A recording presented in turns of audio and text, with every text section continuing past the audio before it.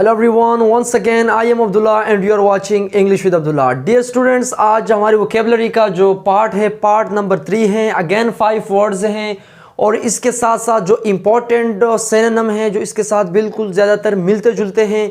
Again उसी topic के साथ हूँ, तो अगेन इस लेक्चर में हम 5 वर्ड्स को पढ़ने जा रहे हैं और साथ साथ में इसके सिनोनिम को भी समझने की कोशिश करते हैं और इसको सेंटेंस में भी इस्तेमाल करते हैं। तो बिना टाइम वेस्ट करते हुए हमारा जो फर्स्ट वर्ड है यहाँ पे वो है pernicious. Pernicious dear students, pernicious का मतलब क्या है?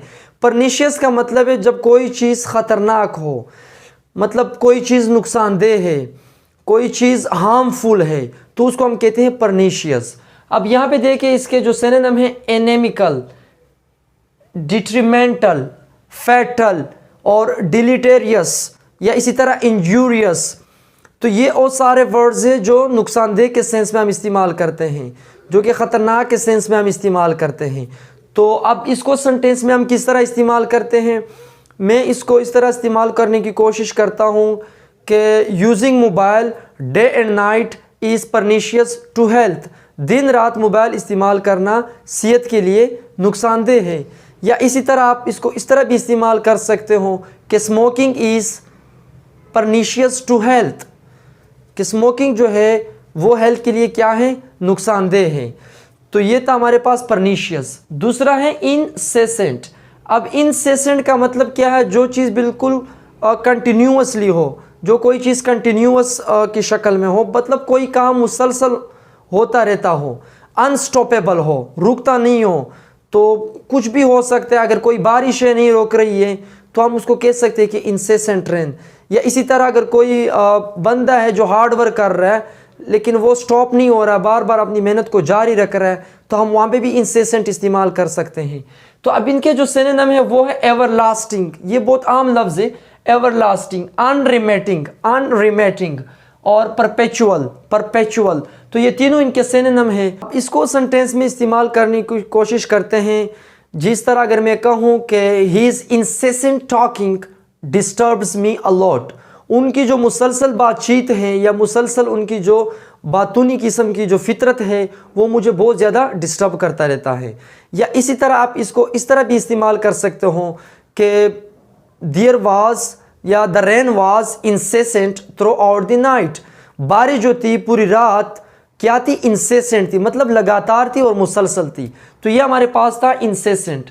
थर्ड नंबर पे हमारे पास है वो है इंडुलेंट। इंडुलेंट। अब इंडुलेंट का डियर स्टूडेंट्स मतलब है जब कोई बंदा काहिल हो, कोई बंदा बहुत सुस्त हो, लेजी हो, तो उस सेंस में हम इंडुलेंट इस्तेमाल करते हैं। मतलब कोई बंदा, जो आमतौर पर हम लफ्ज़ इस्तेमाल करते हैं कि लेजी, जब कोई बंदा बहुत ज़्यादा सुस्त हो तो वहाँ पे हम इंडुलेंट को इस्तेमाल करते हैं। अब इनकी जो सिनोनिम है वो है स्लगिश, लेथार्जिक और इम्पैसिव। ये तीनों जो है इंडुलेंट के क्या है? सिनोनिम है। तो आप इनकी जगह इनको भी इस्तेमाल कर सकते हो for your better speaking as well as for your better writing. अब इसको सेंटेंस में किस तरह इस्तेमाल करते हैं? अगर मैं कहूँ कि his indolent nature drives me nuts. अब उसकी जो इंडुलेंट नेचर है, उनकी जो सुस्त किस्म की फितरत है, वो मुझे बहुत इरिटेट करता है, मुझे बहुत डिस्टर्ब कर देता है।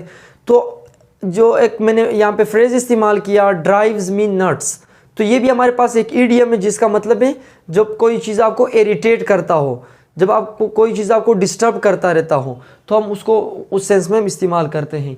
फोर्थ नंबर पे जो हमारे पास है वो है garrulous. Garrulous dear students, garrulous का मतलब है जब कोई बंदा बातूनी हो और उनकी जो बातचीत होती है वो लगातार होती रहती है, मतलब वो अनस्टॉपेबल होती रहती है। गैरुलस, बातूनी, टॉकेटिव, इस सेंस में हम इस्तेमाल करते हैं। तो इसके सिनोनिम क्या है? लुक्वेशियस, लुक्वेशियस और चैटी भी कहते हैं, चैटी, और वर्बोस भी कहते हैं, वर्बोस। या इसी तरह चैटर बॉक्स भी कह सकते हो इसको, टॉकेटिव भी कह सकते हो इसको। तो अब गैरुलस को हम किस तरह इस्तेमाल करते हैं सेंटेंस में? मैं कहता हूँ कि ही इज़ सो गैरुलस, कि वो जो है बहुत ज़्यादा बातूनी है। या he is a garrulous person, वो जो है एक बातूनी किस्म का शख्स है। तो आप इसको सिंपल सेंटेंस में इस तरह इस्तेमाल कर सकते हो। ये देखिए ये 5 नंबर पे वो है एक्रीमोनियस। एक्रीमोनियस।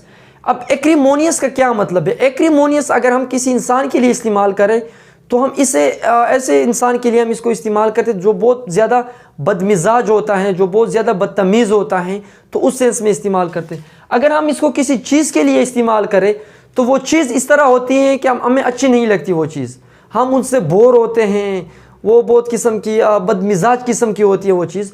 अब इनके जो सिनोनिम है वो है पेविश, पेविश है, सरकास्टिक है और स्कैथिंग है। तो ये तीनों बहुत इसके साथ जो है रिलेटेड वर्ड हैं, तो आप इनकी जगह इनको भी इस्तेमाल कर सकते हो। अब इनको सेंटेंस में किस तरह इस्तेमाल करेंगे?